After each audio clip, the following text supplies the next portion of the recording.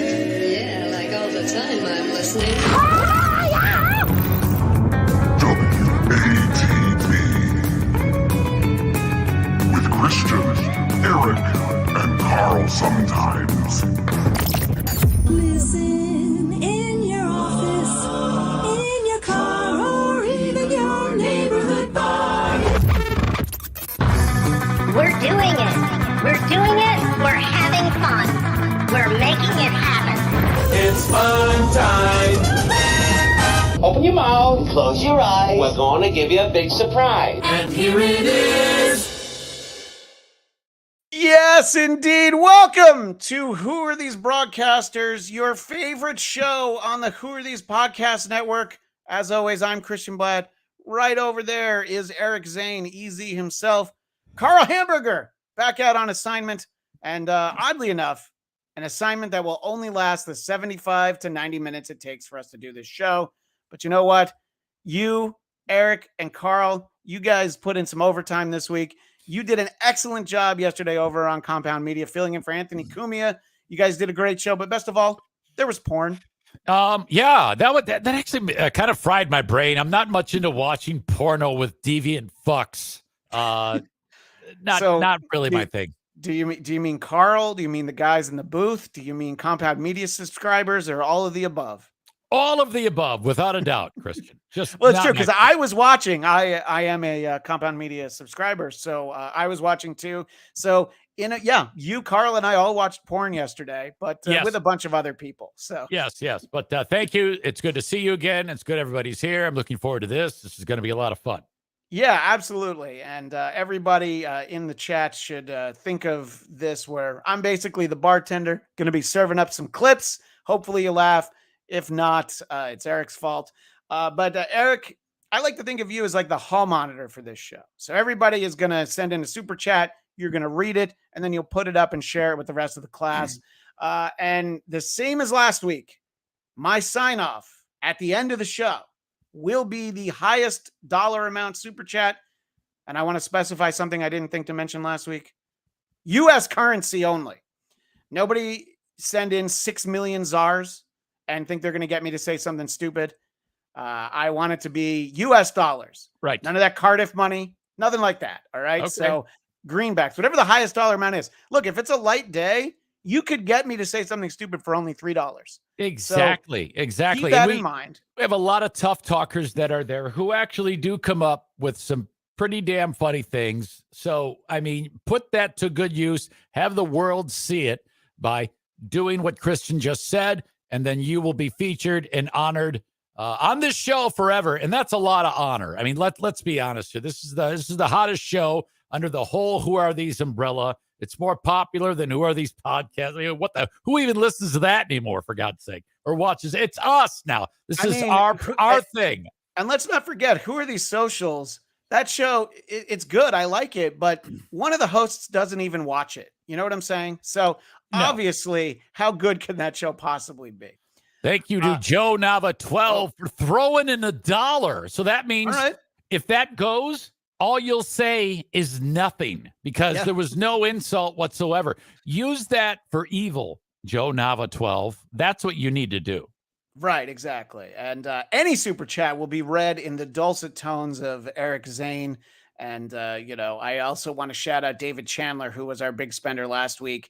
I want to make sure he was happy. He basically gave me the lyrics to Rebecca Black's Friday last week. And I want to make sure he's happy because we want him to be a repeat customer. He doesn't have to give us big money often. I just want to make sure that we deliver here at Who Are These Broadcasters. Indeed. Hello to Mick Boo, which I think is a reference from Public Enemy song. $1. Thank you very much. I noticed a trend. Look, if we get $1 super chats all show, that's going to be great too. Everybody's going to be happy. But we don't want to sit there and just talk about super chats. We have a ton of clips that are just ridiculous. This might be the most absurd show that we've ever done. Yeah, I think it's a veritable smorgasbord of clips. So let's stop chatting and get right into who are these local newscasters. Others imitate it. We appreciate it. WATB,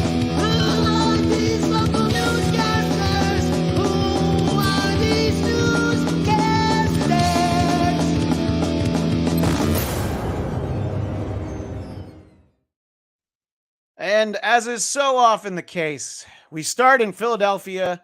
And I know that you've shared this video on a couple of shows before, but I think it's really worth commenting on. A Philadelphia mom shows just how tough you need to be a mom in the city of brotherly love. Not anybody can do it.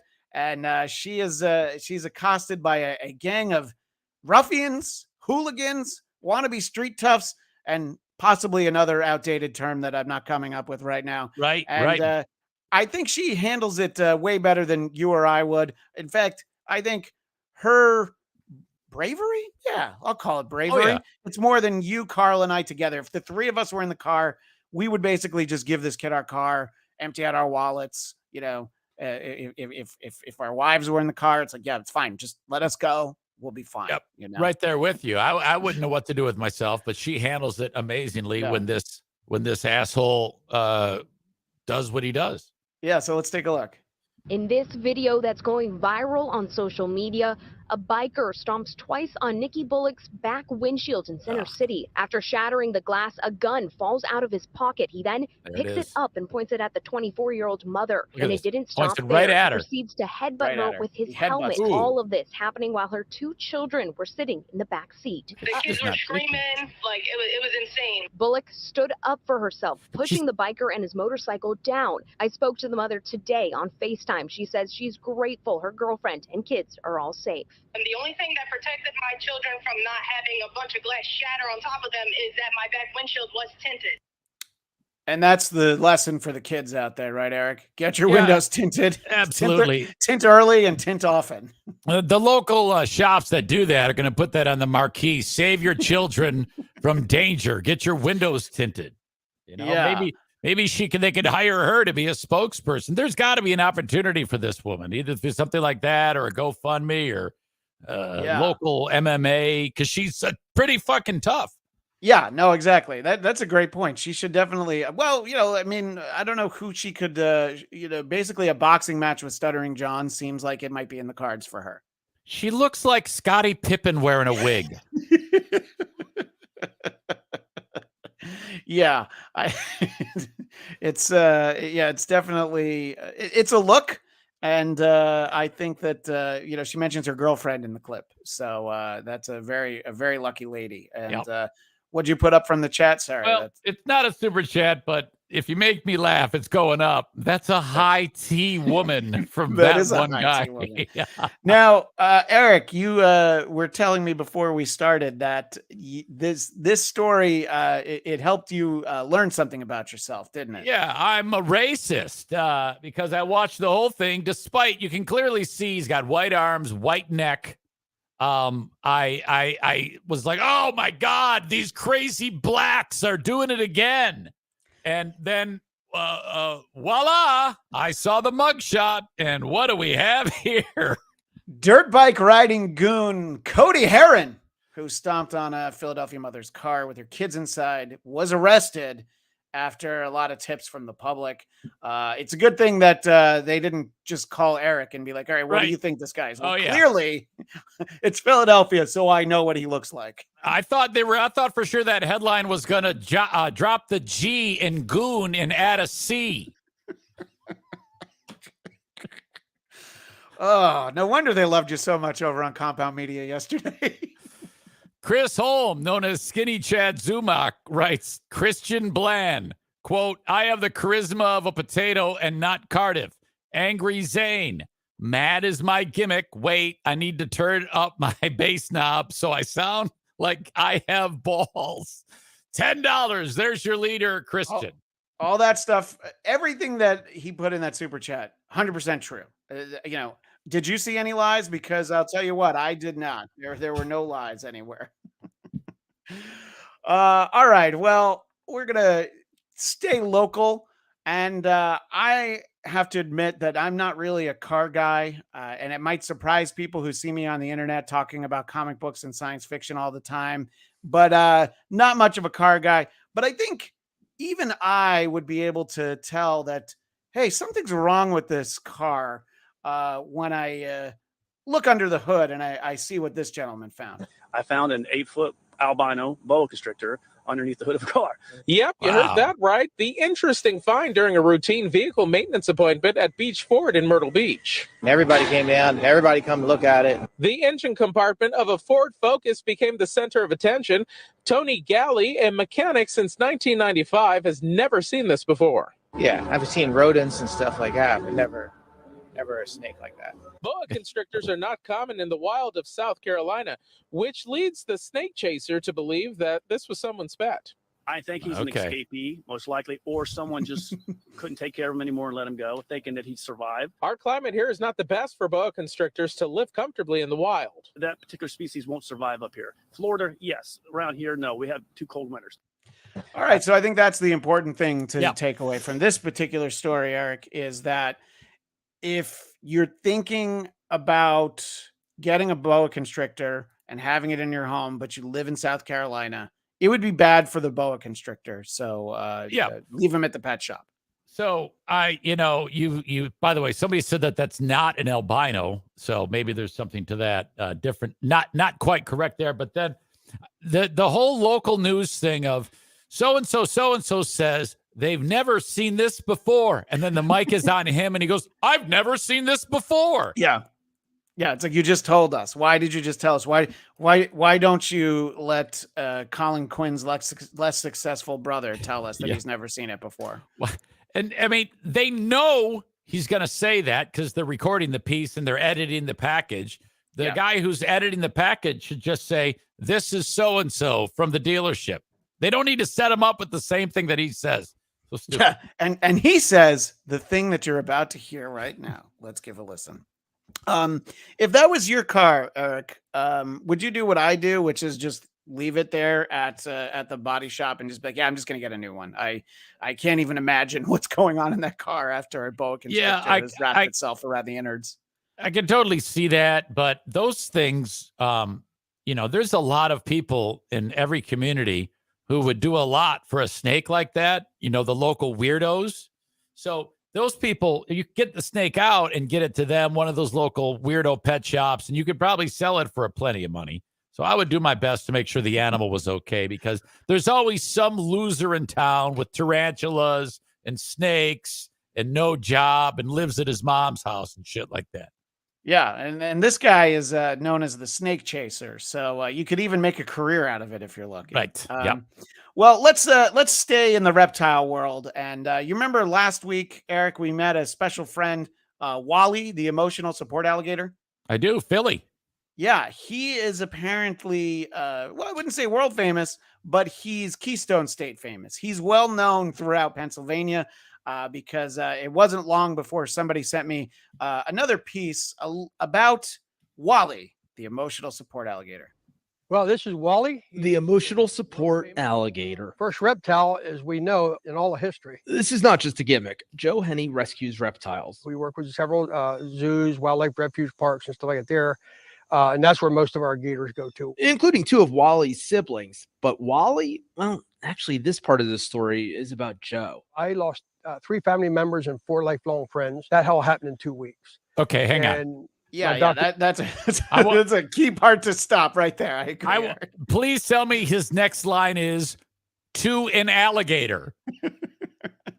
Yeah. Well, the fact that he's not specific means that the local authorities probably had a file on this guy before he brought an alligator into his home. Right. His closest friends all die in the space of 2 weeks. Right. I might have to send this over to Vinny and Carl for a look for the creep off. I think there might be a little bit more going on here. Okay. Especially bringing an alligator into your house. But I'm sure that everything about this is normal. So let's see what else he has to say. Doctor wanted to give me antidepressant. I refused. He had Wally. He was just... Sorry, I'm going to pause it again. The doctor wanted to give me an antidepressant. So instead, I thought, why don't I make my life a little bit more exciting and bring in something that might kill me? Right. And then the reporter with the actual snake that close to his cock. Oh, my God. Yeah, well, but wait a minute. I said snake. I meant alligator. It is an alligator. Yeah, but the key here for our audio audience is that they're sitting next to each other very awkwardly on a bench. And all I can say is that I can only see Wally's left arm. Where is his right arm right now that the reporter is so calm, you know? Okay. Yeah. So let's see what else they have to say about Wally. Just doing things I never seen alligators do. And then if I lay there and fall asleep, he'd either Literally cuddle laying in beside me, bed put with his head on you. my shoulder, his Wow. arm around me, which I really thought was extremely weird. Or maybe not for an alligator who refuses to even kill alligator food. He just made friends with him. He'd swim around with the rats in his pond. Where'd she hide this lady? Famous around here for a few years now. But then there was that day last weekend in Philly. Joe? Yeah, we did talk about that last week, but that last clip that they showed on the screen, he was bringing Wally around an Right. old folks home. So Yes. it's like, look, how much more time you have left? How much worse could it possibly be than if this alligator just bites your head off? It's here, like you a know? reptilian Dr. Kevorkian is what it is.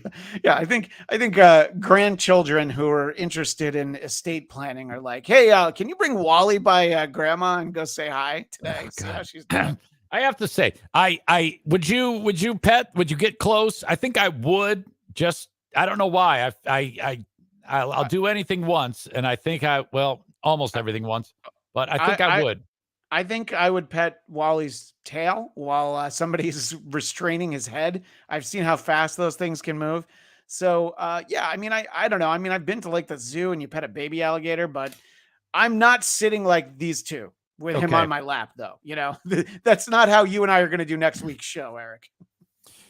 Christian, from the previous story with the snake, Eddie Valentino throws over $5 and writes, that was Don Reynolds' snake stuck in the engine. Don Reynolds sucks for letting the snake out. So he has a suspect as to who did that to the snake. Well, I think that there was a long list, but if we've solved the case, we can get back to Wally. With his best friend Mary. So it was Mary and her two children and myself and Wally decided to go to the splash pad over there. They posted this video. And Oh, they were there's a coming from child like walking a mile, 2 Wally. miles away to come get their picture and their hug and kiss from Wally. And then attention from more than a mile or two away. Works from all over the world, Ireland, Australia, and Africa. Everybody loves Wally for what he stands for and what he does. What does he stand for? Why is it that people connect with MAGA? With Wally? Because he helps needy people. He puts smiles on people's faces. Wisdom for all of us. By the way, when you said MAGA, it of course stands for Make America Gator Again. I think it's important. To, fuck you. What? Come on. Hey, we're just having fun. From an alligator. Try putting a smile on somebody's face today. Yeah. By giving them an alligator. Seth Kaplan, ABC 27 News. I don't know. That's amazing. Yes. How about you? Good job, How about Seth. my Good hair? job, Wally. Yeah, the emotion there was wow. I think the amazing thing is really the two anchors that follow up this piece, and I weep for our audio audience who doesn't get to see the fact that he thought that tie, shirt, and jacket combo was how he should go on television. I know it's a small market, but Matthew, this is not a super chat, but he writes, "Oh, this is a crock." Oh Jesus, you fucking asshole. home run, Matthew. You know what? I want to hate that joke, but you know what? I don't. But we see some local news anchors having fun talking about Wally, and I've got a couple clips that show working on a local newscast can actually be fun, especially if maybe somebody that you work with doesn't have the biggest sense of humor. Back to Fox 2 News at 9 a.m. Time once again to get you caught up on your news headlines. For that, the Hamburgler.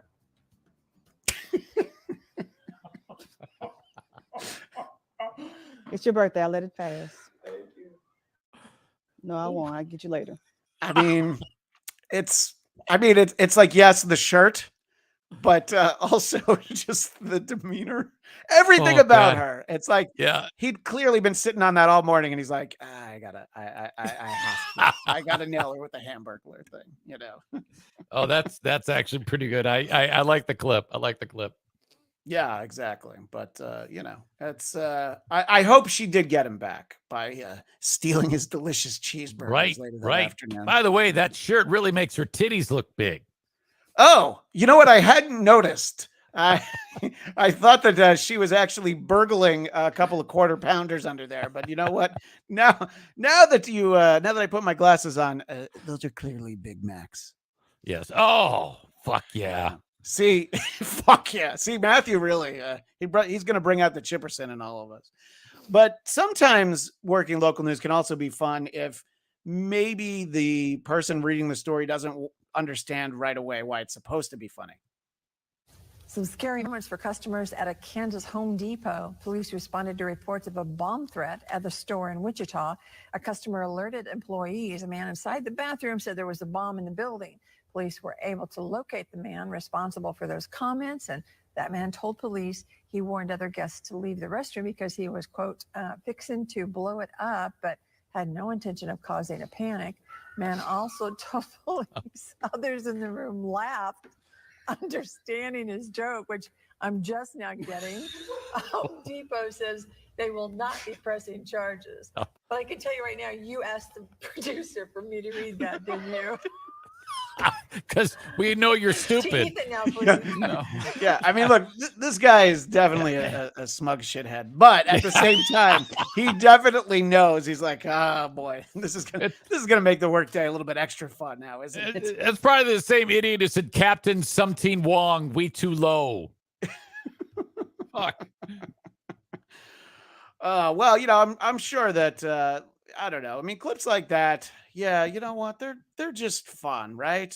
Absolutely. You know? Yeah, and that's what we want here on the show. Is everybody having fun in the chat? You know, I can't read the chat. No, yeah. I think this week, I think that they're maybe a little bit more used to the idea that it's just me and you. You know? Yeah, you know, they seem to be having fun. I'm loving some of the jokes, all very, very funny, and all appreciated. We love everybody who's following and enjoying the show. Yeah. Well, somebody who was enjoying themselves a little bit too much was a gentleman who, I don't know if you've been to a JCPenney in a while, Eric, but usually when you go there, I don't know, this would be like the third most unusual thing that you see. But I have to admit, it's kind of fascinating to watch. And we'll take a look here. Wow. So they're just walking around, and some good Samaritans realize that this gentleman, well, a large gentleman who maybe you would have suspected for a Philadelphia carjacking earlier, I guess is a way to say that. Yes. He was walking around completely naked, and I guess he tried to touch a child inappropriately. So they find him, and they don't let him go. This isn't like shoplifting at a CVS or a Rite Aid or whatever. Oh, yeah. You know, the naked guy, and you know, we have to obscure it because this is the nudity that I was talking about earlier that maybe the people weren't going to want. And I'm not going to stick with it, but if you find the clip, they just wail on this guy. Yeah, don't they end up beating the shit out of him, which can be difficult because, you know, you're trying to grab onto a naked man so that you'd have to grab onto body parts, and you're going to brush dick at some point, and that's distracting and weird or you know, it's just a lot of things that can go wrong when you're fighting with a 100% naked man. Yeah, well, as we move over in a moment, we're going to see that sometimes interactions with people in public don't necessarily go the way they're planned. Let's dust off some who are these newscasters. There.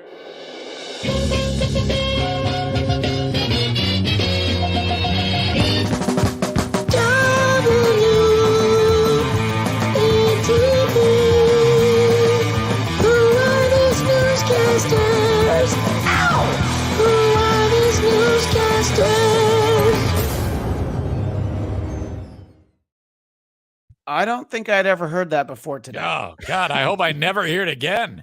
Well, you know, we've always had so much fun with local news, but this happened in the UK, and I'm sorry, but I live in America, and that is not local for me. So we had to dust off a new jingle. So people know Kate Middleton. I don't even know if that's her last name anymore, but Princess of Wales, Princess Kate. She was doing some nice outreach our visual audience can see she's meeting with a gentleman who's developmentally disabled. And well, let's see how that interaction goes when the rest of the gang shows up.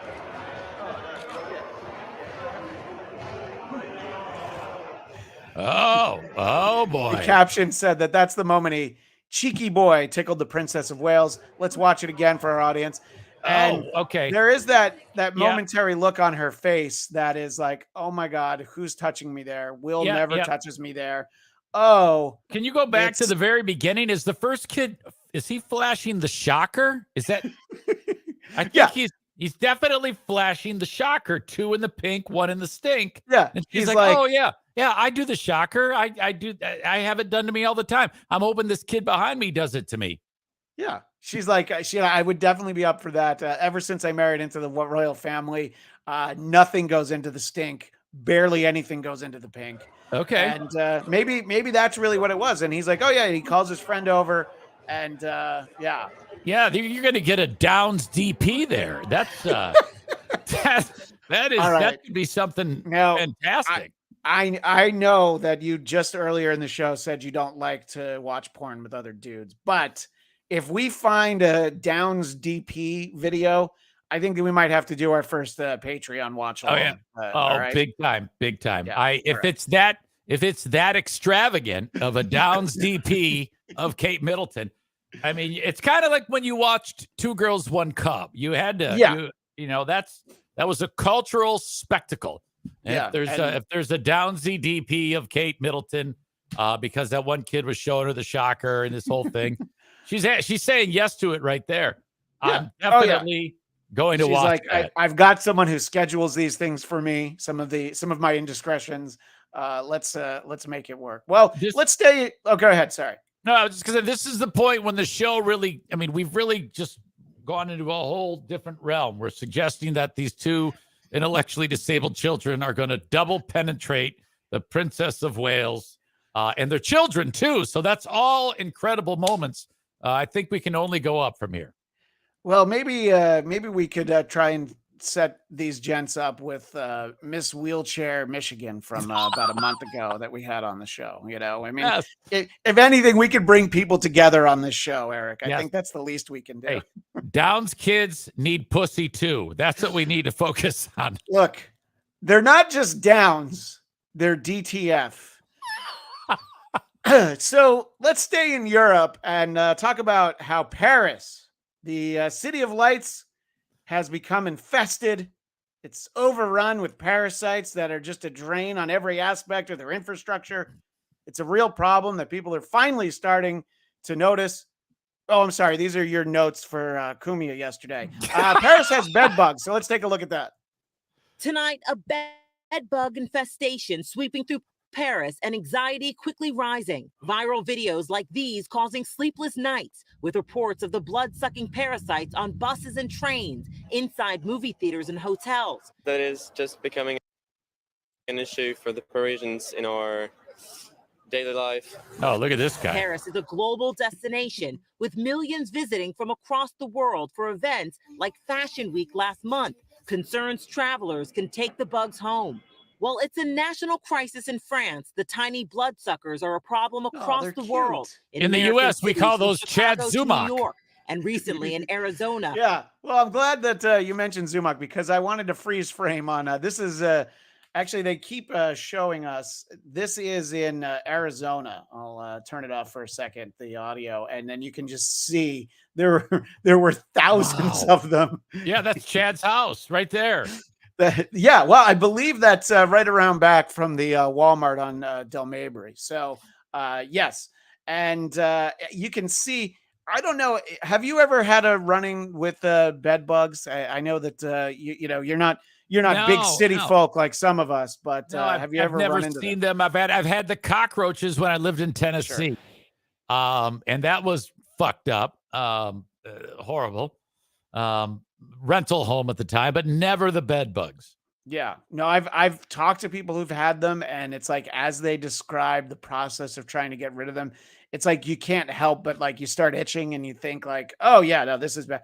But the key of this is the fact that Paris is going to have the Olympics just Right. next summer, Right. So like 8 months from now, this is going to be a real problem in Paris. And I was just basically I pulled this because of this image, which by the way, great shout out to Burns Pest Extermination, who is getting the on-screen promo from NBC News here. Yes, really, they're really going to take it. You can shovel those things. It's unbelievable. My God, it looks like the floor of a barber shop. But, you could also just scoop one of them and bring it home as your emotional support bed bug. Do you think that would work? I never want to see a bed bug ever. Yeah. Well, then I guess I've been paranoid because you hear about like movie theaters in like New York City. They've had them. I live in Los Angeles, obviously. So anytime you're in a big city, you start to worry about it. But knock on wood, this hasn't happened yet. But I've got a new reason to stay out of Paris. And I see you've got a super chat there, Eric. Yes, not a dime, but he made me laugh, or she made me laugh. JFK Head Chunk says they are recommending to the citizens shower at least once a month until the infestation subsides. Filthy fucks. So, first of all, great point. And I'm sorry, did you say his name is JFK Head Chunk? Yes. All right. If I had the drops that Carl had, I would play the one that says, I'm interested and I'd like to sign up for your newsletter, because JFK Head Chunks, look, some of us just put our names, or we try to promote our dumb podcast or something with our on-screen name, but JFK Head Chunks, I mean, that's I love it. Yeah, that's one for the ages. Also, for the ages, we're going to head over to politics now, and we're going to catch up with the Biden family. A lot of people talking about Christian and Carl's segment, making it great with who are these politics?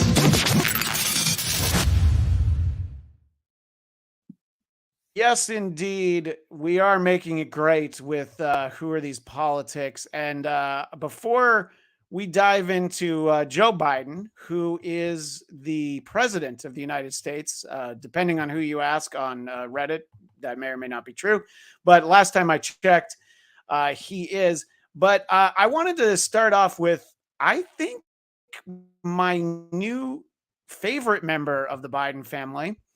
And that is, I could not find any video where they talked about this. So yes, I am just showing a Daily Mail link, which moves more than any video because of all the pop-up ads that it has. Yes. But Joe Biden's younger brother, Frank, admits naked selfie on guys with iPhones gay dating site is hacked. No wonder Carl asked me if I had Find My Phone on my iPhone. All right, now that all makes sense. But as with anybody who a compromising photo comes up, they immediately say, well, clearly I must have been hacked. And I just want to make sure that we get to the image of Frank Biden. Oh, this man. Is apparently the picture that turned up on the gay dating site. And I mean, he's jacked. I can't look away from his nipples, but I really want to, I mean, that's just where I am. It was weird. He looked reasonably okay for his age. I don't know how old his younger brother is, but it seems like you're better off. Less people. Yeah, I mean, his younger people like 87 for all we know. Yeah. Right. What's interesting is when this happens, the second you say I was hacked, everybody thinks that you actually did do it. He would be better off saying, "Oh yeah, of course I did that. I need cock." If he did that, it would be less damaging than lying, Yeah. No, exactly. And for people who allegedly have not have seen the unblurred version of it, they say that it is very impressive. And I think that people have seen Hunter's cock as well. It's a matter of time, don't you think, before we get to see Joe Biden's cock at some point. Jimmy the Lip calls Frank Biden a creep. And it's like, well, I don't know. I mean, if he's a single dude who's gay, what better way to get fresh dick than to show off your old ripped body? I mean, think about it. Why? I mean, I would do that. If If what? If you were ripped like him, if you If were I was single, if ripped- you were gay, or Yes, I was ripped, single, and gay, and I am none of those things. Yeah. I might be a little gay, but I'm not really full gay. I would absolutely do that. Yeah. I would have so much dick in me if I were Frank Biden. Yeah, right, exactly. Well, that's why I wanted to share that story with you in the audience, so that I could get that drop of you saying that. The course. other Biden family member that we're going to talk about, we don't see him with his shirt off, which I got to say, I mean, how long has this guy been in the public eye? I don't think I've ever seen a photo of Joe Biden with his shirt off. And if it happens now, I mean, it should be considered elder abuse if somebody posts a picture of Joe Biden with his shirt he off. was on the beach this summer. There was a picture of him at the vacation. Don't you remember? He was. They actually showed it. I like to think that he's one of those guys who swims with a shirt on, so that's just the way I'll remember it. But anyway, earlier this weekend, in our previous episode, I did spend a lot of time visiting with the candidates at the GOP debate, and people thought that said a lot about political leanings. Those were still, to me, some of the funniest clips we've played on this show, especially how much everyone hated Vivek Ramaswamy. But look, I'll tell you right now, we don't even have any Trump clips this week, but we do have this one. So let's sit back for story time with Uncle Joe Biden. President, you started your remarks here today by saying it was good news today with the economic report. Why do you think most people still don't feel positive or feel good news about the economy? Well, first of all, you just heard the news today too. They haven't heard it. I think the people, those 300,000+ people who got jobs, feel better about the economy. Look, I got to choose my words here. Uh-oh. You all are not the happiest people in the world. What you report. What? And I mean it sincerely. It gets you get more legs when you're reporting something that's negative. Oh, I hate that. I don't mean you're picking on me, or I'm just the nature of things. Go ahead. Yeah. But any point in this conversation, it's easy to pause and go right back to, because he doesn't know where he is either. Okay, first of all, he's obviously fucked up. Second of all, she asked a very simple question. I thought it was a good question. 300,000 people have jobs, but not everybody feels so confident. His only answer could be, well, because of inflation. But instead he turns it on her and says, you only want to report the bad news. That's bullshit. Yeah. I know I like to see good news if it's actually good news. His point that he's trying to make is it's all your fault because you're just looking for the bad news story because that's the only thing people want to hear. And I've never believed that. Well, do you think there's a chance that if we go back to the clip, he's going to make that point, Eric? Absolutely. Okay, so let's see if he gets to that and it gets to a sensible conclusion. You turn on the television, and there's not a whole lot about boy saves dog as he swims in the lake. It's about somebody pushed the dog in the lake. It's always about my brother. I get Frank. But speaking of a dog in a lake, have you seen the dog between my brother's legs? Jesus Christ. Fuck. We can talk about jobs. We can talk about my brother Frank needing fresh cock. Which one do you want to talk about? Yeah, I had to put my cell phone away because he sent me 9 dick pics in the last 10 minutes. All right, that's enough already, Frank. Frank sending me pictures of his dick. Well, yeah, they'd rather report the story if somebody goes into the lake and drowns it. Is that what you're saying, Mr. President? Oh, Jesus. If you just listen to what's going on around the world, okay, there's reason for people to be concerned. There's reason for people to be concerned what's going on in Russia. There's reason to be concerned about what's going on in my brain. Parts of the world. I think you got one right. Russia. Sure. The American people are smart as hell and know what their interests are. I think they know they're better off financially than they were before. It's a fact. And all that data, all that polling stuff shows they think they're more positive about the economy than they've been, more positive about their jobs, et cetera. I just think let me put it this way. If you just watch what happened last week in the Congress, how excited are you going to be about much of anything? What? I'm lost. I don't even remember the It question. sounded like, how excited are you going to be about Peyton Manning? I mean, he's not playing anymore, though. Although I do like when he and Eli call they have the Manning cast on Monday Night Football. Maybe that's what he's talking about. Well, the toughest thing about playing clips of Joe Biden, as I was just finding, is that I push the little arrow so that it goes play, but I'm convinced I haven't pushed play because he doesn't move or say anything. Yeah, So I'm it's like, remarkable. Look at how ill he is. This is horrible. God. But that's Eric Zane, and he approves this message. Oh shit. 4 more years of clips like this, or 4 more months. I guess I don't know. I don't know how it really works, but I don't know. I mean, I think he looks better than he has in a while. He at no point does he reach out to either the flags on either side of him and try and shake the hand of it.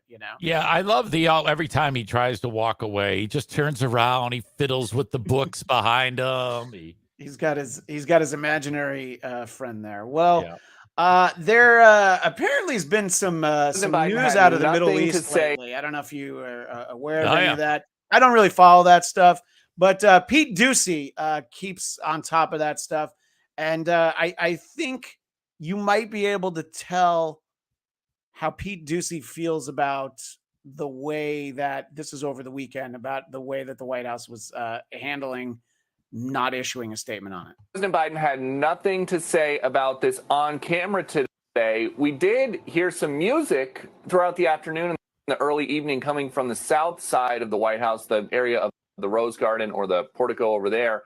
And we are told that the president and the first lady were hosting a barbecue for executive residence staff. Back to you. Oh, I see what he did there. I don't think I'm the first one to say this, but the way that he has that look on his face, Steve Ducey, this is Peter Ducey, sorry, where he goes, I heard some music, and he's definitely like, I don't know, new stepdad who's trying to show you how cool he is, or to bring it back to school. He's definitely the kid that's like a minute before the bell is like, you forgot to give us homework for the weekend. Yes. Or I think he's the type of guy that would like to have sex with Frank Biden. Oh, yeah. I mean, he just can't admit that to himself, I fucked that up, by the way. God damn it. Every part of that sounded right to me, but that's all right. You know what? Look, fuck ups happen. They happen on shows like this. And they even happen to people who are members of one of the most prestigious families in the United States when they're running for president of the United States. Here's RFK Jr. in front of a crowd. Can you back that up? My speech. I need my speech. Yeah. Can you back it up right to the very beginning? Absolutely. We can definitely go right back to Okay, now hold on a second. Because at the very beginning, first of all, everybody knows his voice. It sounds like he's sick or something. His voice is so fucked up. No, he does a great Katharine Hepburn impression. Yes, that's the first thing I thought. And then you'll hear him go. All right, go ahead. He's got to let the poison out before he complains. Let's give a listen to this. I actually thought that was I need my speech. I need my speech. It sounds like Joffrey Baratheon when he died. Somebody's like, well, it's on the teleprompter. You can't read anything. What? All the way. Yeah. It's upside down. Upside down. So the teleprompter's upside down. It's upside down. You can't read it. Just give me the goddamn speech on paper already. Look at that. He got a great turnout, and he can't even speak to the people because he's got to look down at his speech. Now, a lot of us know. I believe he's married to Cheryl Hines, who people know as ex-wife of Larry David's TV character, also named Larry David. Not that that's confusing. So it didn't take long for X, as our pal OJ calls it, for someone on X to take that clip and just add a little something that makes it better. I need my speech. You can't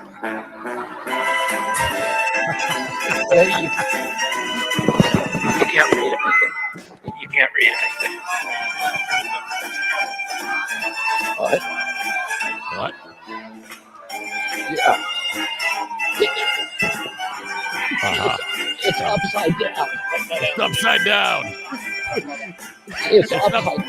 It's That upside goodie down. gets in the upside down right as the music finishes. It's upside down like my uncle's head chunk. Hey. Too soon. Oh my gosh. Well, we had a good laugh right there. And, Eric, America is ready to get back to laughing, which is great because the late night talk shows are back after a 5-month writer strike. Let's head on over to who are these talk shows? I said, can you dig it? I think so. WATV. Now who are these talk shows? Just who are these talk shows? I'm going to show you 5 different posts. They're all back. All the late night talk shows. Now, I have to admit that when I was a kid, I loved Letterman and Conan took over. When I was in high school and college, I loved watching these shows. But if I wasn't pulling clips for this, I wouldn't be able to tell you the last time I actually was like, oh, let me see what's going on in any of the late night shows. Do you ever watch any of them, Eric? Or if somebody sends you, like Kimmel has that great bit every year where I guess parents steal their kids' Halloween candy or something? If I will watch anything, it will be Kimmel. Okay. And I usually just watch the clips, but no, I don't. It's nothing appointment, nothing DVR. No.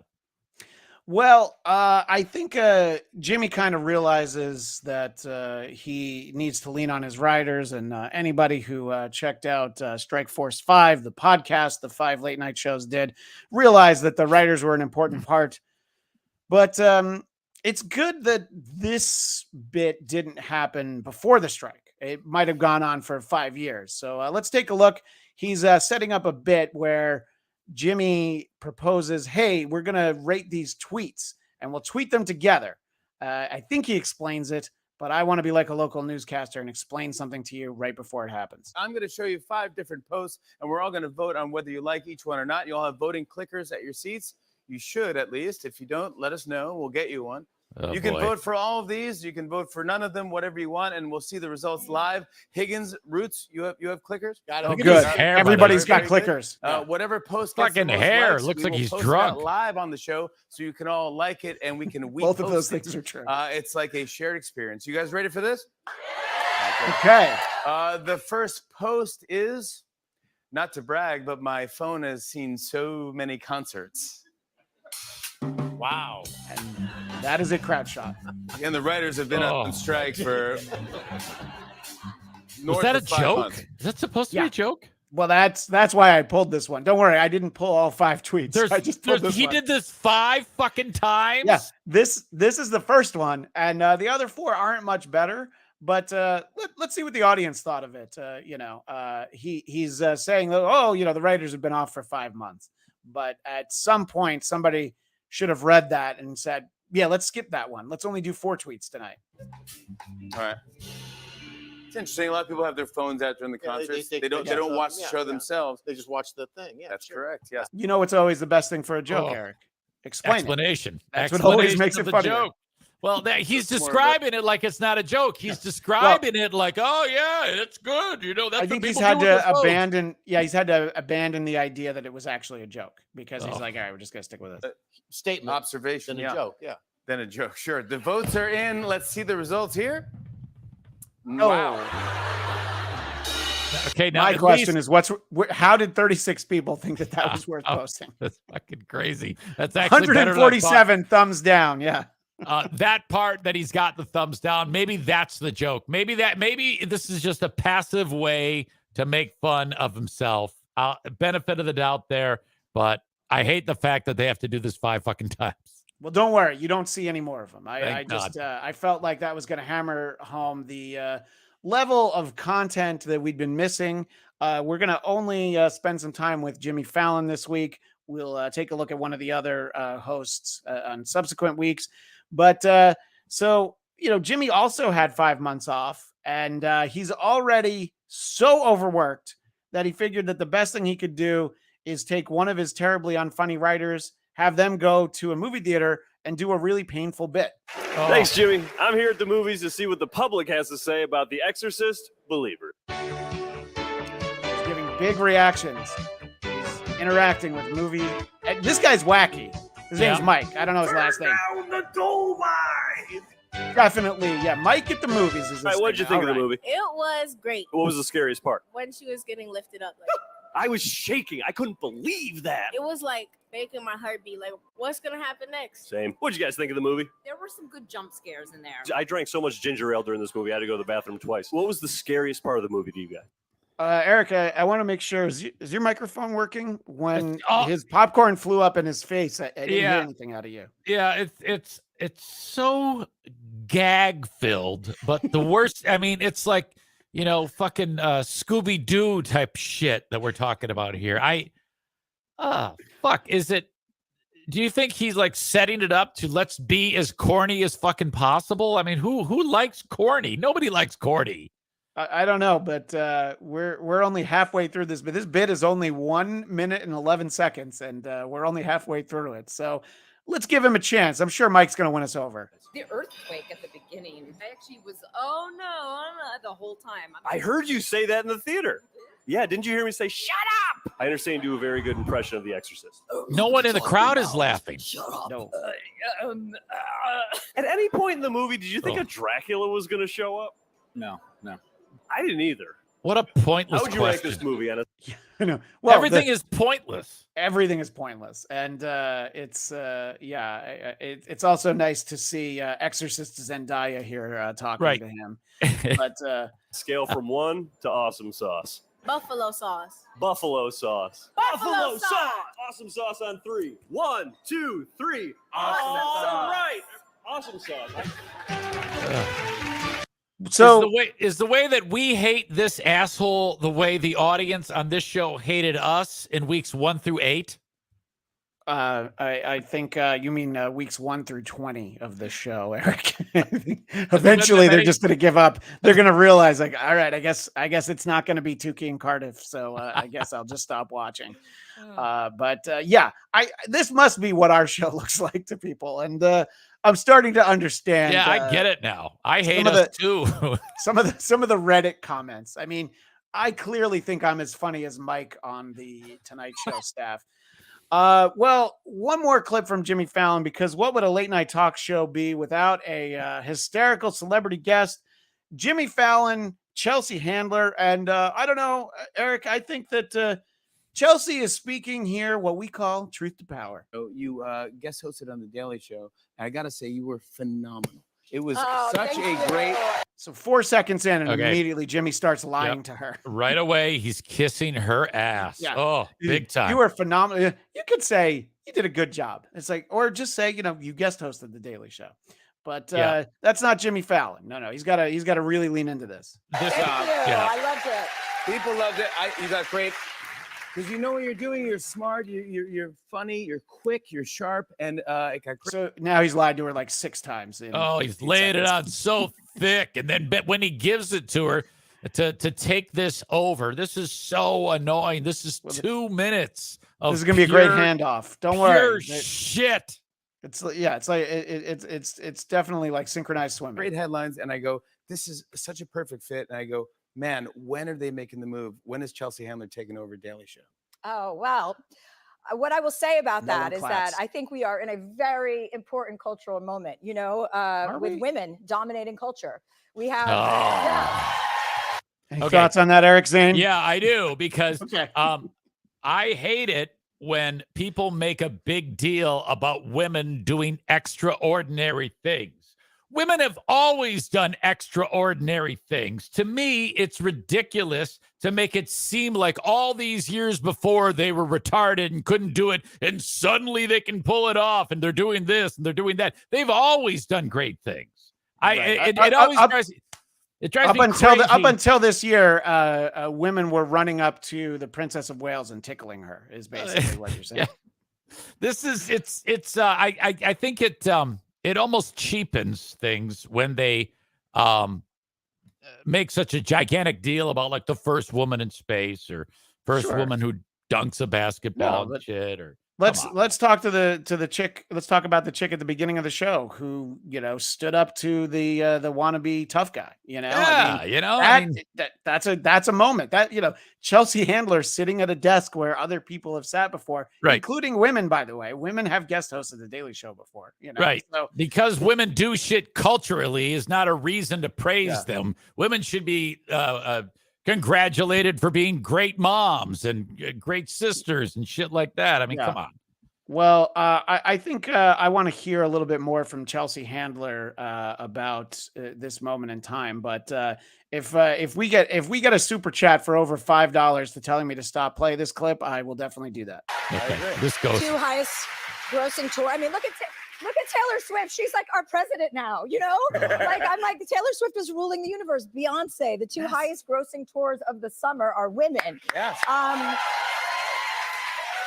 The highest grossing movie of the year, the highest grossing movie of the year was directed by a woman about women, Well, that shows, that shows that women are stupid because that movie was horseshit. Fuck you.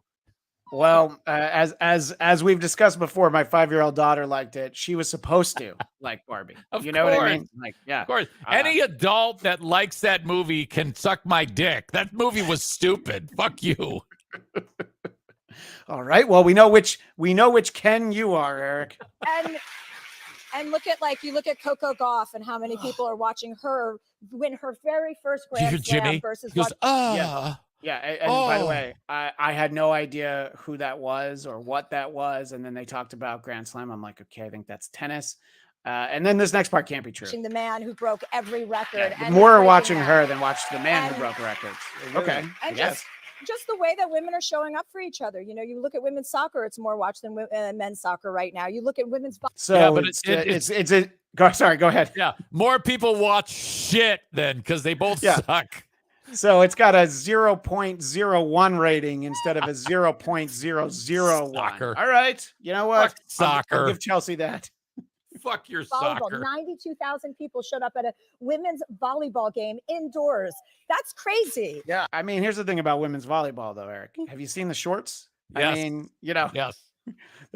there's a reason why the preferred volleyball is beach volleyball, but right. And he's still going, by the way. And I think, as and anybody in a position of power should respect the fact that we are in a moment where women are finally dominating in the way that they deserve to be. And whether it's me or not, they should hire a woman. Okay. It's moments like this that I wish that more dudes would become chicks and kick ass and all the things she's talked about. So you think that the solution is to have more Caitlyn Jenners of the world? Yeah. That and swimmer chick who beat everybody's ass and just so she can shut the fuck up.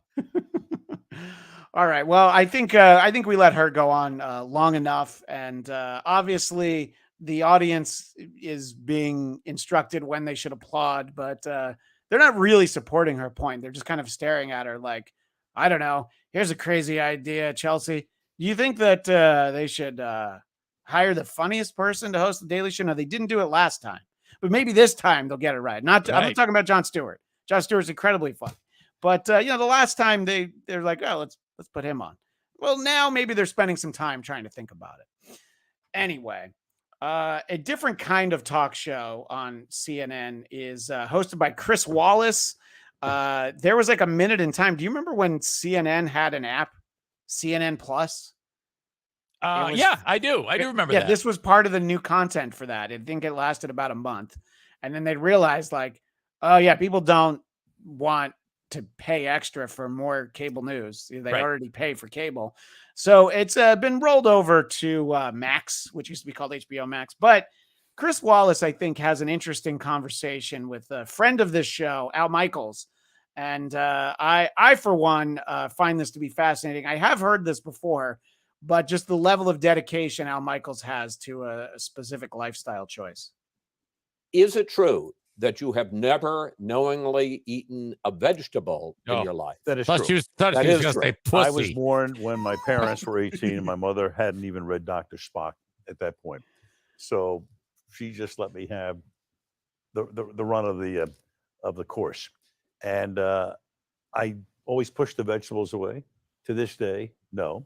And I guess what I've proven, Chris, is that man does not need vegetables to survive. And Chris Wallace is just not having this. But I'm like, all right. I mean, look, at this age, like, why would he lie about this? You know? It's probably true. Hey, Chris Wallace should have followed it up and say, how often do you have a bowel movement? Because I imagine it's like twice a week for old Al. He's like, yeah, it's more like, well, this is October, so I'm still waiting for my 2023 bowel, but I think it's coming soon. Is it just possible that you would like, I'm thinking of one of the more non-objectionable vegetables, a carrot? Oh, please. A carrot? No, a carrot. No, that's an objectionable vegetable. I mean, really? What? I mean, how would you know? You've never tasted it. I look at it. I just don't even like the look of it. And I surmise what it might taste like in terms of the texture of it. I think a lot of it probably has to do, it just doesn't look like something that would go down well. Wow, that is bizarre. What a fucking weirdo. Holy shit. I have to say, though, I like him a lot more that he's this dedicated to that. You know, he's just like, I mean, because first of all, at this point in his life, why would you, you know? Right. Like, right. Just, you know, you're not going to start now. I mean, I'm sure the doctors have mentioned, you know, it might be a little bit easier. He's like, nah, it's fine. I don't need to worry about it. Wow. But I don't know. I mean, I guess you get these things in your head, and at a certain point, you're like, well, I've never eaten a vegetable, so I mean, might as well might as well not go visit the invalid ward right now and start. Right. Yeah. Was that a spin-off of I don't eat vegetables because my face always runs into the wheelchair? Is that what you're trying to do? That might have been it. Yes, that might have been the alley-oop for men's volleyball. Yeah. The fuck? Well, if we're talking to Al Michaels, that means it must be time for who are these sportscasters? Home of the hourly triple play. W-A-T-B, who are these sportscasters? Just listen and find out who are these sportscasters?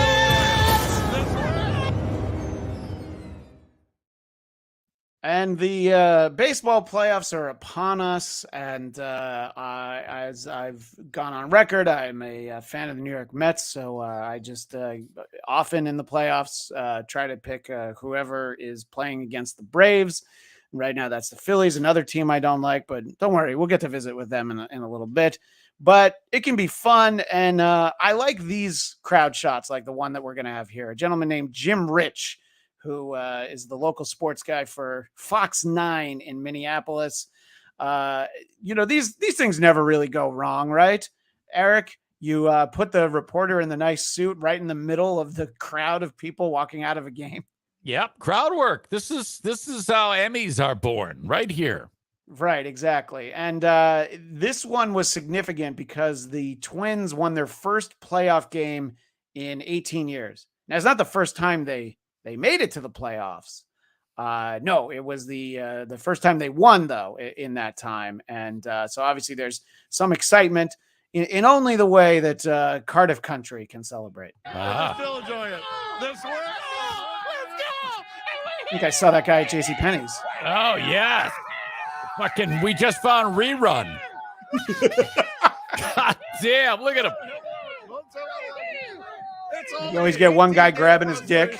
But, right. Where Got were him. you in 2004? Where were you in 2004? In jail. I was in Fargo, and I wish him. This is the greatest. All he says is I was in Fargo. The Yankees. We don't like the Yankees still. Skip the Yankees. Still don't like the Yankees. The Yankees always beat the playoffs. But how did none of these guys swear as of yet? You know, I think the bigger question is, how is there a black person there? Well, you know, Minnesota, fucking.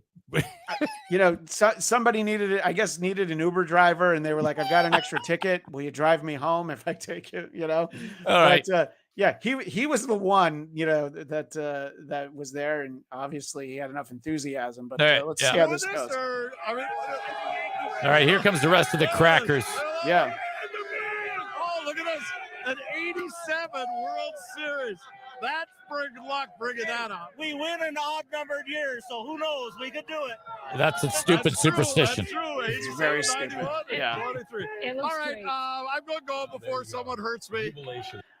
And I think he knows all the people he just talked to. He's like, I know who's most likely to hurt me. So why don't we go back to the studio? But look, people are excited, but it is Minnesota and nobody swore. I mean, if that was after a Mets or Yankees game or even a Dodgers game where I live now, I mean, they would have had to either drop out the audio 5 or 6 times. More than likely, they would have had to do a cutaway. I mean, what does this tell? What should this tell the coastal elites, who obviously are a big part of our audience, Eric? What should this tell them about the middle America? It tells you that middle America is very fat and ugly, because that's what we witnessed as they all walked through the camera shot. Yeah. Fat, ugly, and white. Well, I'm so glad you put those 3 words together, fat, ugly, and white, because 2 of my least favorite politicians got into a little bit of a Twitter back and forth over this. Ted Cruz was at an Astros game. This is the next round of the playoffs. It was in Houston. And he says that he's at the Astros game. Daddy, daughter, go Stros. Very nice. Think what you want about Ted Cruz. I bet that's fun for his daughter to get to go to the ball game with dad. And Ilhan Omar says, Twins had a glorious win tonight. Glad you got to watch it in person.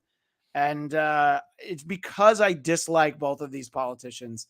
I want to use this as an example of the bipartisan nature of this show. We hate everybody, okay? Yeah, You make know? an ass out of yourself. We're probably going to say something horrible. Yeah, and remember when we had Ted Cruz on this show, making a big show about drinking a beer on a cliff. Right, It wasn't that right. long ago. All right. Yes. So, you know, there's reasons to not like people. But here in LA, people love Clayton Kershaw because he's a great regular season pitcher. But the postseason is not his strong suit. And I have a lot of friends who are Dodgers fans. They hate when you say that, except for the fact that it's often true, as it was on Saturday night. He's had a rough time before in the postseason. This has to be the worst of all those outings. Oh. So that's rough. Yeah. He got 1 out, gave up 6 runs. Actually, the 7th one would go to score. So he had an ERA of 162.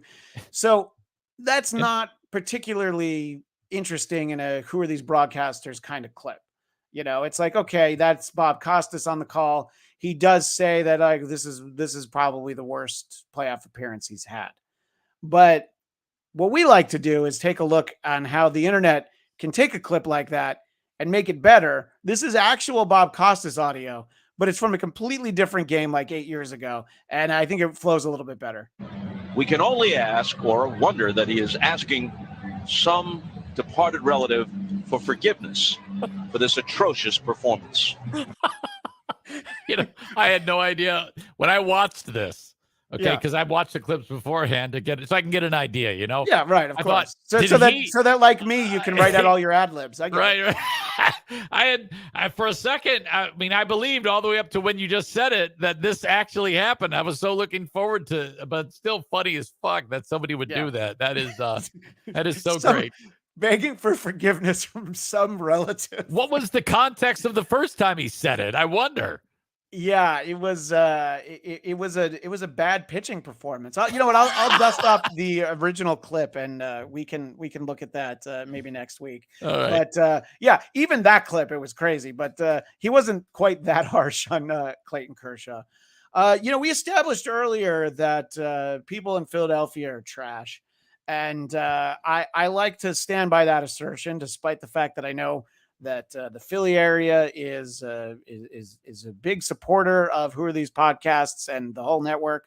And we have some great friends of the show who are from that area. But I want to highlight the fact that that's not the only bad city where there are trash sports fans. And this is the Philadelphia Phillies radio broadcast right after a call against the Atlanta Braves. You know, they did an umpire review. It didn't go the Braves' way. So fans respond in a way, and one of the broadcasters for the Phillies chimes in. They start throwing things from all vantage points here in Atlanta. tons of stuff, trash coming out of the stands. Yeah. 4 cans on the field is Oh, what they yes. show on TBS. I love that. I love when they do that. Cans, soda cans, I love how the announcers, plastic and trash. whenever this happens, they always make it sound like it's worse than 9/11. Yeah. They always are so, oh my God, I can't believe it. You know, if you're on the grounds crew, it basically is your 9/11. You know, you're like, I can't believe I got to get out of here. So yeah, so they're describing it because this is the radio broadcast, but we're watching it synced up with the video. But I want to make sure we get some of the specific commentary in here. Lots of booing. And game can't the resume. security staff now having to go out there. They're getting some help to go out and have to pick up all this trash. Oh my God. Which they're not showing you. Yeah. That's just it's terrible. Unfortunate. Yeah, that's one way to put it. Right. Sacrilegious. But I tell you what, sometimes you get a long delay, pitcher hang a breaking ball, and Nasty can just hit one out. I right? just hope that the national media will pay attention to this and understand that this game is not being played in Philadelphia, that this game is being played in Atlanta. That's right. That's right. Because I've heard enough about Philly fans. I'm sick of that. Well, Philly fans are garbage. That doesn't take away from it. Yeah. But he's right. Atlanta fans are also garbage. And it is disappointing. They're talking about how I wish the national media would, talk about the fact that this is Atlanta, which it's happened before in the playoffs that they get upset and they throw trash on the field. And for whatever reason, TBS decided to not show it. TBS is not the cable network home of the Braves like it used to be, but I don't know. Maybe they're just looking out for them. But don't worry, Eric. There are fan videos from the ballpark. They're pretty short, but you can see people just hawking like $20 cans of beer onto the field. Yeah, that's fucking great. And that's really the biggest travesty when you think about how much cost to buy those drinks that are ending up on the field. And we get it. You're not happy. It was a catcher's interference call, but you felt like it wasn't. I get it. Right. And to that announcer, I get it. Yeah, other teams do that. You're sick and tired of hearing about Philly fans, but Philly fan does do it. But we should respect the fact that Philly fan probably is not going to have as long of a good and fruitful life. So to that, we must applaud them and be very, very, as opposed to other baseball fans who will live longer. Right. Exactly. Yeah. I think that. Thank God they won't. Yeah. Well, yeah, but I think that Tampa Bay Ray fans live very long because they don't really exist in large numbers, so it's kind of fairly easy. Also a Georgia team. This is a pretty great call. It's also a radio broadcast. Georgia Tech with a crazy last second upset here. Now, hold on a second before you get this. Yeah, hold on a second. Before you get this, it's important to note Miami had the ball and the lead, and all they had to do was take a knee. I'm glad you set it up because I forgot that part of the story. Okay. So yeah, this is the fourth quarter, 10 seconds remaining. Miami is up 20-17, and you're right. All they needed to do was take a knee. Right. But they run a play and they fumble, right, Eric? Yes, that's exactly what happened. They fumble, and then Georgia Tech, this happened 74 yards in 24 seconds, and it culminated with this unbelievable play. Yeah, this is an unbelievable play, but who are these broadcasters? This is a great broadcasting moment as well. So let's watch and or listen. To go from the 44, snap back to King, flush out to his right. Looking. 5 seconds to go. He will toss it into the end zone at the 5. Wow. Into the end zone. Touchdown Jackets. Touchdown Jackets. 1 second left. Christian Leary. Look at Angel's witness. Throwing downfield to Christian Leary, who got behind the defense at the 5. And it's 23-20 Jackets. I see it, and I still don't believe it. I do love that call. Yeah. And it doesn't matter what happens for Georgia Tech the rest of the year. That can be their highlight video. And I love anytime an announcer gets so legitimately excited that their voice raises like 4 octaves. You know, it's like it sounded like he was going through puberty while he was watching the game. Yes, you know? yes, very screechy. Yeah. Now I understand that from what you sent to me that reminded you of a great moment that yes people of a certain absolutely. age will definitely remember this. But do you want to set up this this moment? Yep, before I we sure take a look do. at It this? reminded me of, but before I get to that, hello to Super Happy Fun Chatter, who sent a nice $2 and says this show gave Ryan White AIDS. Thank you for that. You know, that's what we get for raw dog in this show. You know what I mean? We should have known better. Yeah. But you know, it just feels so much better when we do the show that way. You know what I mean, Eric? Keeping us honest. Super Happy Fun Chatter. If you thought that Georgia Tech's touchdown looked familiar, I think we need to go back to probably 84, 85, when us old people probably remember this. Boston College against the same. Oh my gosh. Oh no. It'll come up. To go from the 40 Oh no, it's the same clip as before. It's for all right. fuck's sake. I had it. I made sure that it worked. Well, earlier, you tell but- me. If not, we'll tell them to go look it up. No, on their own. we'll get to it. Why don't you? Well, I guess you read the super chat that came in lately. But yeah. that's all right. If we don't have it, that's okay. If you think we can get it, I'll set it up. No, we'll get it. We'll get it. Yeah. Why Okay, don't you? so- I just need you to vamp with a chat or two because for sure. There's an autoplay commercial before we start. Absolutely. So as you do that, just to think that I was a kid watching Boston College who had no business being in the position they were in. Miami, this same team with Vinny Testaverde. No, it was Bernie Kosar had just led Miami down the field to take the lead. And then Boston College was hanging out at about the 50-yard line. Doug Flutie, who's 5'7", peels out, and then Brent Musburger's on the call as nearly the same play happened way back then. The good old days when you would get Brett Musburger on the call. I definitely agree with that. So let's take a look here. Wide receivers out to the right. 6 seconds. Look at how little he is. Flutie flushed. Throws it down. Caught by Boston College. I don't believe it. It's a touchdown. The Eagles win it. Unbelievable. I don't believe it. Fallon is at the bottom of that pile. Here comes the Boston College team. He threw it into the end zone. There was no time left on the clock. The ball went between 2 defensive backs of Miami. Oh, that's fucking nuts. Yeah, I anytime we have an excuse to show great moments like that, I'm all in. All right. Well, there was a big matchup. Let's see, it was the Sunday night game on NBC. It was the 49ers and the Cowboys, and you sent me this clip, and it's just phenomenal. And this is the post game after the Niners have a big win against the Cowboys. So the local San Francisco guys are, they're feeling pretty good. And then this dude, he might have been a former player. He really puts in perspective what a lot of Cowboy fans are feeling about their guy, Dak Prescott. Yeah, and if you perhaps root for a team in the division of the Cowboys, and you usually have, you also agree with this assessment. Dak Prescott sucks. Oh my God. Period. Right? They talk so much about Dak Prescott being a top-tier quarterback, franchise guy. I don't see it. I see them trying to cover up for what he lacks.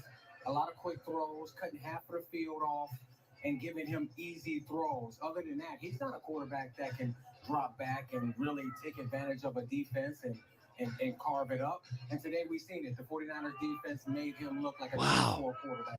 Okay, what up? Tier 4 he finished with. So I like, if you notice, he starts first words, Dak Prescott sucks. And then he goes deep right with away why he sucks. And then finishes with tier 4 quarterback.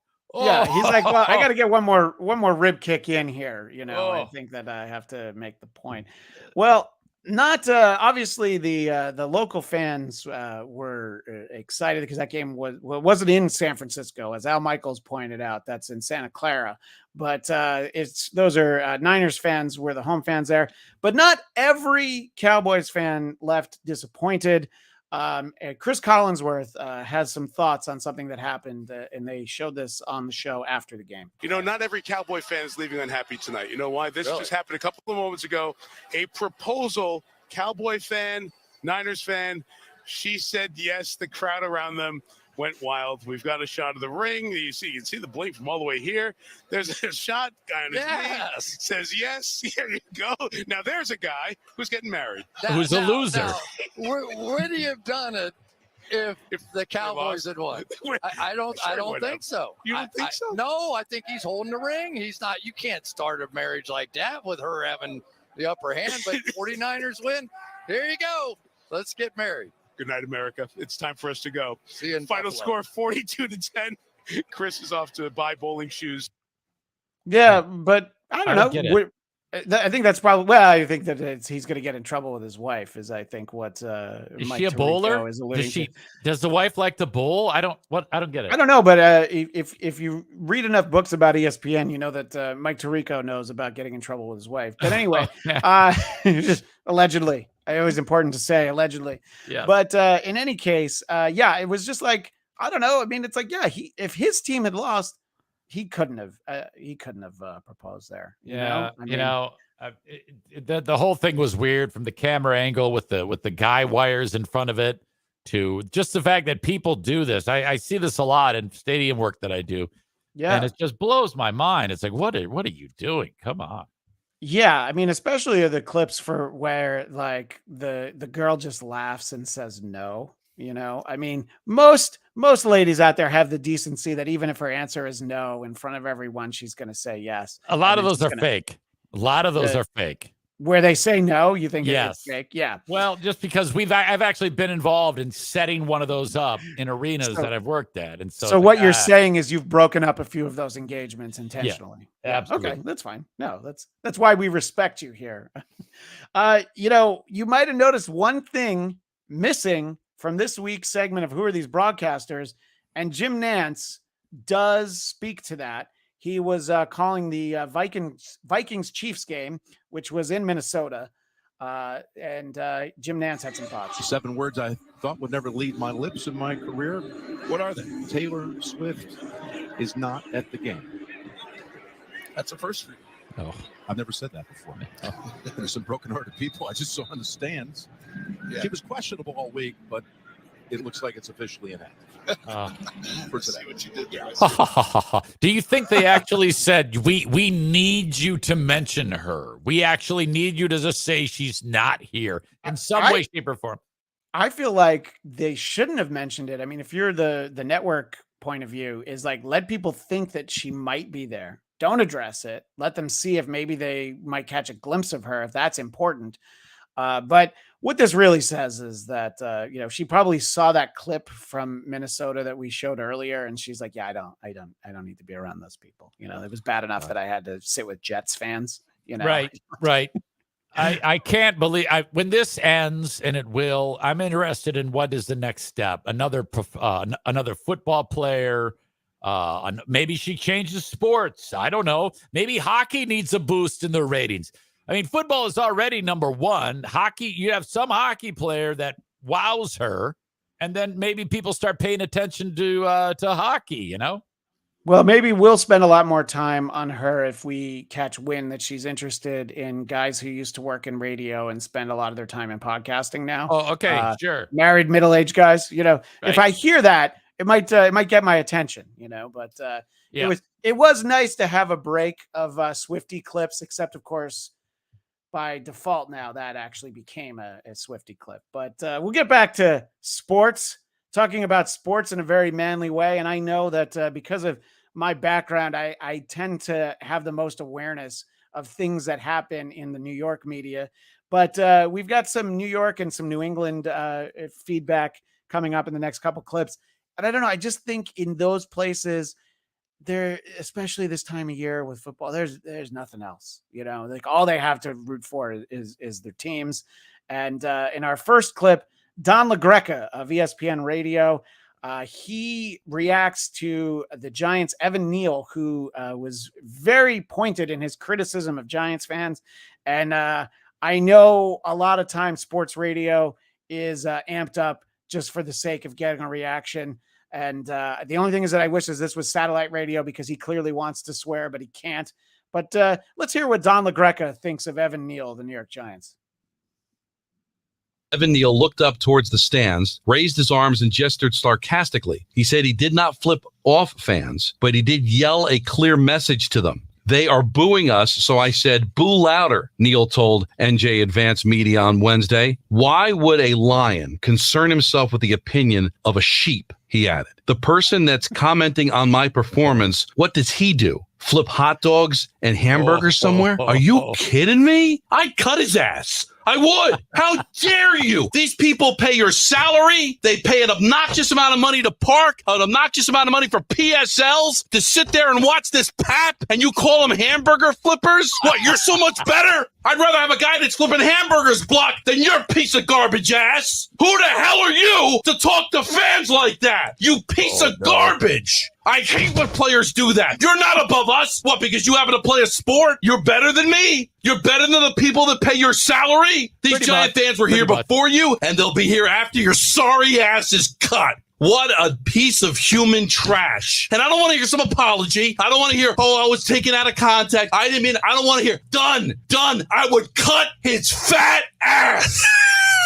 You see him in the mall of Willowbrook, boo his ass. If you see him on the DMV, boo him. Don't stop booing him. If he goes to the Pro Bowl, boo him. If he wins a Super Bowl, boo his sorry ass. Screw that guy. We're not nobody. Flipping, how do you condescend to people that pay to watch you play? Poorly, I might add. Okay. And that's crazy because in my mind, I heard the quote that the guy said, and I thought, oh, that's terrible. But now I support the player because that guy went so over the top. Yeah. I know. It's like if he's at the DMV, you should boo him. And, if he wins a Super Bowl, you should boo him. He's on the Giants, sir. He will not be winning a Super Bowl this year. So you can take that one out. God. But I also like that he called him fat. I should have probably pulled a photo of Don LaGreca. Let's just say he's no Frank Biden. Right. Of course not, Frank. Yes. God damn, but he's ripped. Look, I appreciate that level of passion. And it's really just for the air, when you get to that sort of a thing. I have one more clip that I want to play that ties into that, but okay. It's doesn't like you. It's not in my folder. Ah, fuck. I don't know where it went. That's all right. It's all right. I'm gonna save it because it's gonna. You know what? It's about the Patriots. It's gonna work next week. I just have a hunch. It's all right. We've gone a little long anyway. We're right about the 90-minute mark. So I want to end also on the New York sports media figures. Are you familiar with Mike Francesa, Eric? Of course. Yes. He's was once upon a time one half of what was the biggest and some say greatest sports talk show in the country, Mike and the Mad Dog. Mad Dog has certainly gone on to much better national renown on MLB Network, ESPN, and he has his own channel on SiriusXM. Mike has a podcast now. And he had some really touching, I thought, thoughts about the passing of knuckleballer Tim Wakefield from the Red Sox. And Mike is a huge New York Yankees fan, so that might color his sort of assessment here. But boy, when I die, I hope somebody says something nice like this. Wakefield, I didn't know, but you hear nice things about him. Solid pitcher, journeyman pitcher, not a great pitcher, but a solid pitcher. Has had some good days.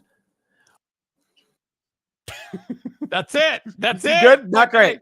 Had some good days. I didn't know him. I hear he was kind of nice. He was all right. But that's it. Let's talk about the Jets' offensive line now. All right, we gave it 15 seconds. He had some good days. Well, that's not the first time that Mike has provided an analogy that, let's just say, misses the mark.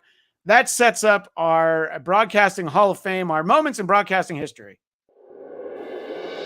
Flashback. WATB. Way back into time. Let's find out. Eddie in Hoboken. Who are these broadcast histories? So this is a compilation from a site on Twitter called Funhouse. It's at back after this, which is an unintentional catchphrase of Mike Francesa. It was always back after this, just sort of like that. So they compiled this, and one of the eulogies is actually a tweet. So they had somebody do an impression. So this is a minute of some of the most heartfelt remembrances for people who've passed on. Eddie in Hoboken. What's up, Eddie? Hey, what's up, Mike? What's happening? Hey, Mike, Stan Lee died today. Did you ever meet the guy? What do you think of him? Stan Lee. Yeah, Stan Lee. I don't Ever know heard who of he Stan is. Lee? Don't know who he is, no. Jesus. Who is he? Jesus. Who is he? Who is Stan Lee? He was one of the creators of Marvel Comics. Oh, who cares? And that happened today when I was walking down the hall at 10 to 3 and I heard Frank Robinson died. Because that means you open the show with Frank Robinson dying. Frank Robinson was, whether you liked him or not, and I couldn't stand him, but... But the shocking news that Tim Russell dropped dead today at the age of 58 at the Washington Bureau of NBC in Washington, D.C. Horace Clarke was the symbol of the Yankees' fall from grace post-1964. He was mediocre, just like the Yankees were, 65 through 74. Rest in peace. It should be pointed out that last one was an impression. Yes, that last one is an impression, but the guy did a pretty good job. And yeah, shout out to Back After This for providing us with that. Tim Russell dropped dead. That's just like, all right. I mean, legitimately, he didn't like Frank Robinson. Yeah. Tim Wakefield was a pitcher on the hated Red Sox team that came back. Good, from not the great. 0-3 deficit. Yeah, good, not great. Stan Lee didn't know who he was, but Who cares? Who cares? Maybe who cares? Is it's like I never really liked comic books. That's fine, but I just thought it was fun. But here's the thing: people know to call in with stuff like that. Like, Yep. He just does a podcast now, but back when he's on the radio, it was very easy to get on. And, Sour Shoes, who was a regular contributor and caller to the Howard Stern show, would call in sometimes as Mike, sometimes as Mad Dog, but often as other people. So there's some great clips of him out there. And I feel like Mike Francesa will turn up in our Broadcasting Hall of Fame segment repeatedly. But Eric, we did it. We had fun. We got through all the clips except for the one I forgot. So, but we'll get to it next week. We still had like 30 clips. I think we packed a lot of fun into this show. I'm sure the chat agrees, right, Eric? Absolutely. They sure do. In fact, as you know, we like to take the person who sent the largest super chat, and you have to take what they type and I have post to put my there glasses on to be able to read it, I think. as the actual close. So here you go. Chris Holmes, Skinny Chad Zumak writes this. Take it away. Take us out with this. Let's make sure we get our plugs in, though, of course. Oh, my God. Fuck me. What an asshole. Yeah. Well, but we'll get to that in a moment. And by the way, so that was a $10 super chat, right? Yes. Somebody's got $11 laying around. You could get in these last minute or two, and you can sweep in there and take it away from Skinny Chad Zumak. But we should let everybody know, go to whoarethese.com. You can find the voicemail number. Leave us a message. Just mention that it's pleased for WATB. And I think next week we might actually have a review girl segment, because we have started getting reviews on Apple Podcasts and other places. But we would love you in the audience to leave us some comments and rate our show on wherever you listen to podcasts. And you know the rules for WATP, that you can shit on them in the comments as long as you leave 5 stars. Our show's a little different. I'm really sensitive. So what I'd like you to do is shit over Eric in the comments. Talk about how much you love me. And still 5 stars, though. Okay. I don't think it's I don't think that's going to possibly backfire in any way, Eric. Do you? No. And that is music to my ears. Shit on Eric. Tell Kristen you love him. 5 stars, please. I need validation. Where can people check out your show? The Blackcast, BLADTCAST. and you can find it wherever you find podcasts on our YouTube channel. And of course, support all of the WATP verse. Sign up for the Patreon where you'll get to watch every episode, record live or on demand after the fact. And Carl does an obscene amount of bonus episodes in a good way. There are so many bonus episodes that show up in that feed. So for $5 a month, or if you want to be a bigger supporter, there's different tiers. You really get your money's worth. And I heard a rumor that if you are a Patreon supporter, you can download Stuttering John's entire audiobook without any commentary provided to it. Now, I don't know if that's true, but I've heard that as a rumor. And I did also hear that Carl and Blind Mike might tackle Julia Fox's new audiobook. So I'm already a Patreon. I'll be ready to see that when it happens. And Eric, where can people find you? Very simple. The Eric Zane Show podcast. You can find it wherever you download shows. I do a free show every day and a Patreon show afterwards. And I, too, put a ton of content on Patreon. And I have a 7-day free trial on my Patreon so that people can test it out and think, all right, yeah, this is worth my my $5 or $10. So there you go. That's what I do. And I've done for almost the last 5 years. Well, yes. And if you're a Compound Media subscriber, you can check out yesterday's episode of the Anthony Cumia Show where both Eric and Carl filled in. But that's all the time we have for this week. So that is our big winner. That is my sign off. And I'm Christian Bladt, reminding you that every mic is a hot mic. And Christian Bland, I have the charisma of a potato and not Cardiff. Angry Zane mad is my gimmick. Wait, I need to turn up my bass knob so I sound like I have balls. See you next time, buddy. See you, everybody.